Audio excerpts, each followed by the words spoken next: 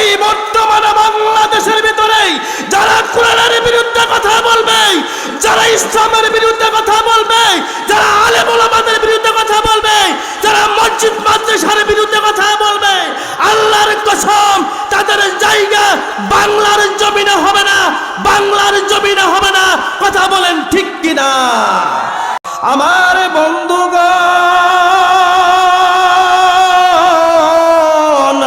আল্লাহর নবী বিশ্ব নবী সাল্লাল্লাহু আলাইহি ওয়াসাল্লামের জামানা আবু জাহেলের সন্তান, আবু জাহেলের ছেলে হযরত আলকামা রাদিয়াল্লাহু তাআলা আনহু আল্লাহর নবী বিশ্ব নবী সাল্লাল্লাহু আলাইহি ওয়াসাল্লামের চেহারা মোবারক দেখে আল্লাহ রাব্বুল আলামিন কোরআনুল কারীমে বলতেছেন, ওয়াতাসিমু বিহাবলিল্লাহি জামিয়া ওয়ালা তাফাররাকু।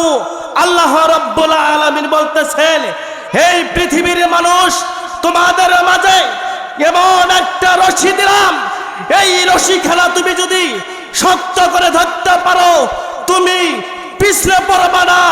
সম্মানিত হাজিরিন, এই কথার ব্যাখ্যা আমরা বোঝা যাচ্ছে এই দুনিয়াটা হলো একটা কুয়া, এই কুয়ার ভিতরে আমরা মানুষ পড়ে গেছি। এই কুয়ার ভিতরে যদি কোরআনের রশি খেলা যদি না ধরতে পারি, এই কুয়া থেকে কোনো মানুষ ওঠা সম্ভব হবে না। কথা বলেন ঠিক কিনা? কোরআনুল কারীমে আল্লাহ রাব্বুল আলামিন আরো বলেছেন, ইন্নাল্লাযিনা আমানু ওয়া আমিলুস সলিহাতি লাহুম জান্নাহ। আল্লাহ পাক বলতেছেন, শুধু ঈমানদারের জন্য, শুধু ঈমানদারের জন্য আমি আল্লাহ রাব্বুল আলামিন আমি জান্নাত বানায় রাখছি। কথা বলেন ঠিক কিনা? সম্মানিত হাজিরিন, সবাই কি আমরা জান্নাতে যাব? কথা কন না কেন? সবাই জান্নাতে যাব? জান্নাতে যদি যাইতে চাই দুইটা গুণের গুণান্বিত হইতে হবে। কয়টা গুণ?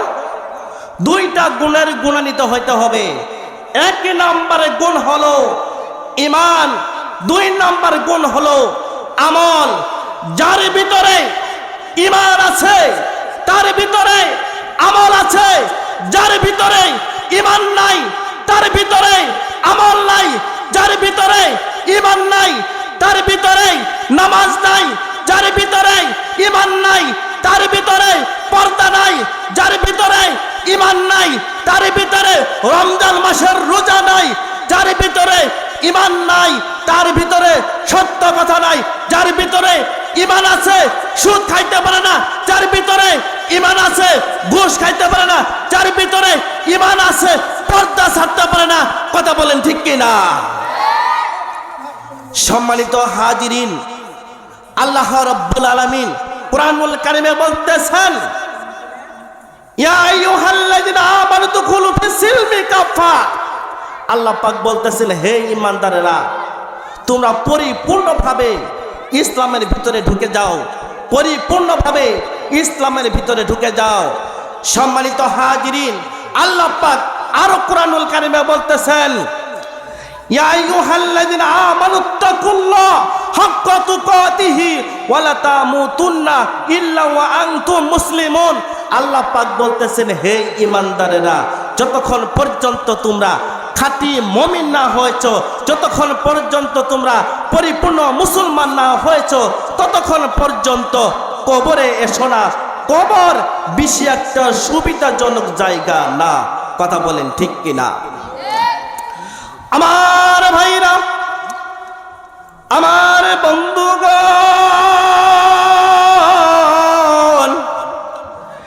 এক নাম্বার হলো ঈমান। আল্লাহ রাব্বুল আলামিনের যদি জান্নাতে যাইতে চান, এক নাম্বার ঈমান আনতে হবে, দুই নাম্বারে আমল করতে হবে। আমার বাবাজি, যার ভিতরে ঈমান নাই, যার ভিতরে আমল নাই, ঈমান আর আমল না আনার কারণে ওই ব্যক্তি জান্নাতে যেতে পারবে না। আমার বন্ধুগণ,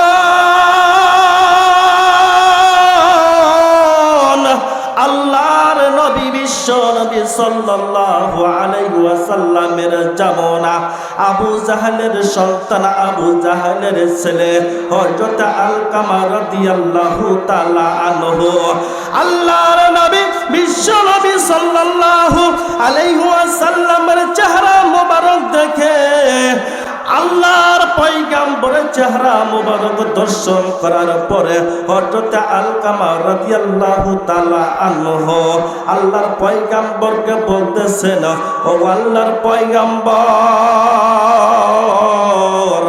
আপনি না হইলে এই সাত আসমান জমিন কুল কায়নাতে কিছুই হইতো না।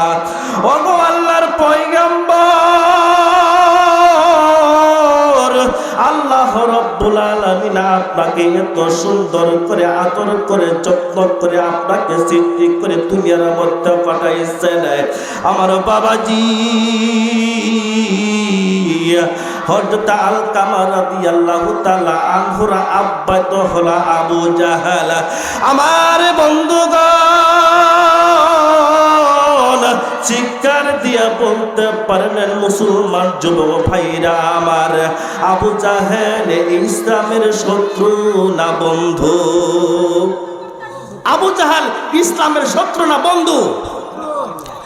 আবু জাহেল ঈমান না আনার কারণে, আল্লাহর পয়গম্বরকে বিশ্বাস না করার কারণে আবু জাহেল কাফের। আবু জাহেল হলো ইসলামের পরম একটা শত্রু। কথা বলেন ঠিক কি না? আমার ভাইরা, এই আবু জাহেলের যত চেলা আছে, যত তার নাই নাতিন আছে, কিয়ামত পর্যন্ত থাকবে, এরা কোনো দিন একেবারেই নিপিষ্ট হবে না। কথা বলেন ঠিক কি না? সম্মানিত হাজিরিন, মুসলমান যদি হইতে চান, ঈমান যদি অর্জন করতে চান, আপনাকে আমাকে বিভিন্ন ভাবে শয়তানের চেলারা আপনাকে আমাকে ওয়াসওয়াসা দিতে পারে। শয়তানের চেলারা ওয়াসওয়াসা দেওয়ার কারণে আল্লাহর ইবাদত থেকে মানুষগুলো বঞ্চিত করতেছে। কথা বলেন ঠিক কি না? আমার ভাইরা, আমার বন্ধুগণ,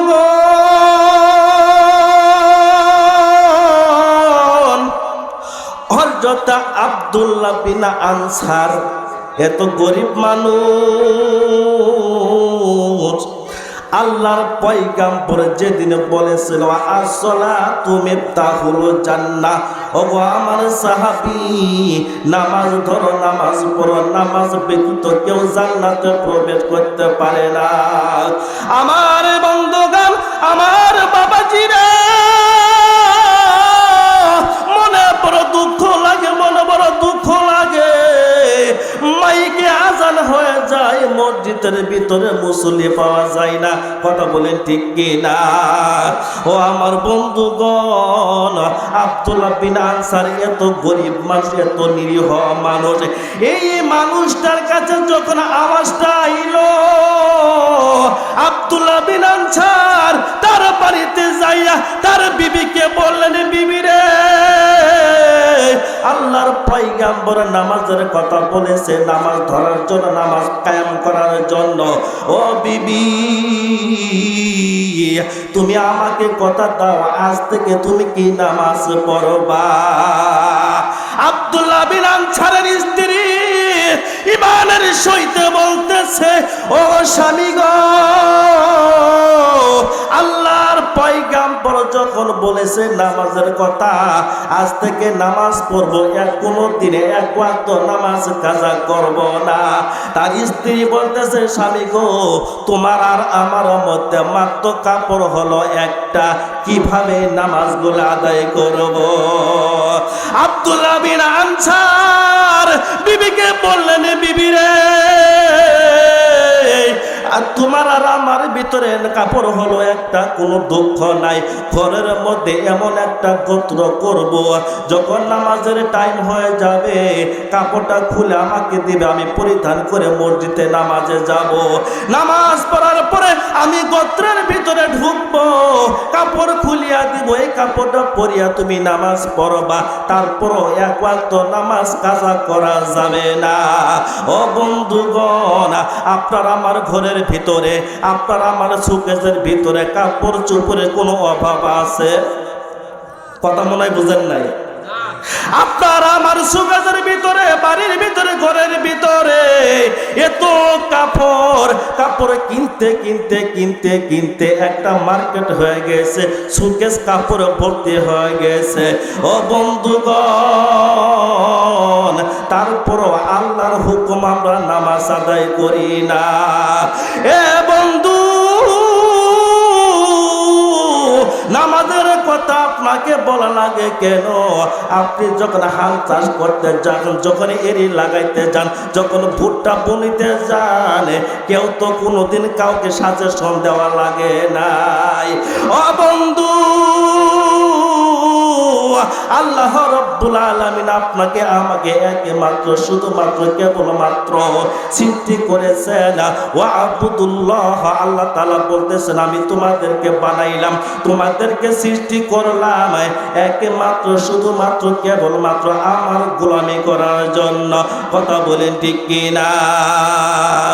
আমার ভাইরা, আব্দুল্লাহ বিন আনসার আল্লাহ রাব্বুল আলামিনকে ভয় করেছিল, মৃত্যুকে ভয় করেছিল, কবরকে ভয় করেছিল, কিয়ামতকে ভয় করেছিল।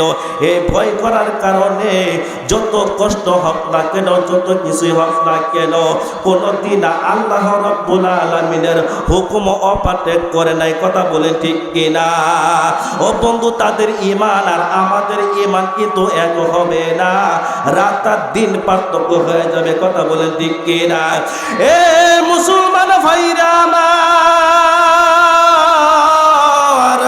আলকামা রাদিয়াল্লাহু তাআলা আনহু আল্লাহর পয়গম্বরের চেহারাটা দেখে মনটা পাগল পারা হয়ে গেল। হাই, এত সুন্দর চেহারা, এত সুন্দর ব্যবহার, এত সুন্দর কথাবার্তা। সকল সময় আলকামা আল্লাহর পয়গম্বরের সাথে যাওয়া আসা করলেন, সম্পর্ক পয়দা করলেন। আমার মুসলমান ভাইরা, আমার বাবাজি আবু জাহেল হঠাৎ করে বাড়িতে এসে তার বিবিকে বলতেছে, বিবি রে, আমার ছেলে আলকামা কোথায়? তার স্ত্রী বলতেছে, স্বামী গো, আপনার ছেলে মুহাম্মদের কাছে যায় আর আসে, কি যে বলে আমি নিজেও জানি না। এই কথা বলতে দেরি নিষ্ঠুর আবু জাহেল লাল রঙের চাবুক নিতে দেরি করলেন না, আলকামাকে ডাক দিলেন। আলকামা কাছে আসলেন। ও আলকামা, তুমি কোথায় গিয়েছিলা? জবাব চাই। আলকামা রাদিয়াল্লাহু তাআলা আনহু শাহাদাতের আঙ্গুল লড়াইয়া বলেছিল, বাবা গো, আল্লাহর পয়গম্বর বিশ্ব নবী সাল্লাল্লাহু আলাইহি ওয়াসাল্লামের কাছে গিয়েছিলাম। বলে কেন? যার কথা শুনলে পরে পায়ে রক্ত পর্যন্ত মাথায় উড়ে যায়, তুমি তার কাছে গিয়েছিলা, এবার তুমি মজা বুঝবা। এই কথা বলতে দেরি নিষ্ঠুর আবু জাহেল আলকামার পিঠির মধ্যে সপ সপ সপ সপ করে চাবুকের আঘাত করতে শুরু করলেন। এই চাবুকের আঘাত খাইয়া মাটিতে বোরিং করা শুরু করলেন। আবু জাহেল তার সদস্যকে ডাক দিয়া বলেন, ওরে সদস্য, একটা রশি নিয়ে আসো। একটা রশি নিয়ে আসলেন, হাত বাঁধিলেন, পাও বাঁধিলেন, বাইন্দা সাগরের মধ্যে ফালাইলেন। কেন? সাগরের মধ্যে যত হিংস্র প্রাণী আছে, এই হিংস্র প্রাণীগুলো খাওয়ার জন্য আলকামাকে সাগরের মধ্যে ফালাইলেন। আলকামা কিন্তু মৃত্যু হয় নাই, সামান্য ভাবে মানে রুহুটা কিন্তু নড়তেছে আর মনে মনে বলতেছে, আল্লাহ, তুমি যদি আমাকে নিয়ে নাও মনে কোনো দুঃখ নাই, আর তুমি যদি আমাকে বাঁচাও আমি অবশ্যই ঈমান এনে তোমার গোলামি করব। চিৎকার দিয়া বলেন সুবহানাল্লাহ। আমার ভাইরা, আমার বন্ধুগণ, আলকামাকে সাগরের মধ্যে ফালাইলেন। হিংস্র প্রাণীরা খাওয়ার জন্য আসছে, কিন্তু খাচ্ছে না। আলকামা জবান খুলে গেছে আর বলতেছে, ওগো সাগরের হিংস্র প্রাণী, কেন তুমি আমার কাছে আসলা। হিংস্র প্রাণী আল্লাহ তাআলার কাছে দোয়া করতেছে, আল্লাহ জবান খুলে দাও, তোমার সঙ্গে আমি কথা বলবো। আল্লাহ রাব্বুল আলামিন হিংস্র প্রাণীদেরকে জবানটা খুলে দিলেন। হিংস্র প্রাণী জবান খুলে দেওয়ার পরে বলতেছে, ওরে আলকামা, আমরা ছিলাম তোমাকে খাওয়ার জন্য। আলকামা বলতেছে, ওগো জঙ্গল, ওগো সাগরের হিংস্র প্রাণী, তাহলে আমাকে খেয়ে ফেলো। সাগরের হিংস্র প্রাণী বলতেছে, ওগো আলকামা, খাইব না, খাইব না। বলে কেন? যাকে সৃষ্টি না করলে কিছুই হইতো না, তার সঙ্গে তুমি কথা বলেছো, তার চেহারা মোবারক দর্শন করেছো, এই গ্রামটা তোমার শরীরের মধ্যে লাগছে। পয়গাম্বরের সঙ্গে কথাবার্তা বলার জন্য আমরা আর তোমাকে খাবো না।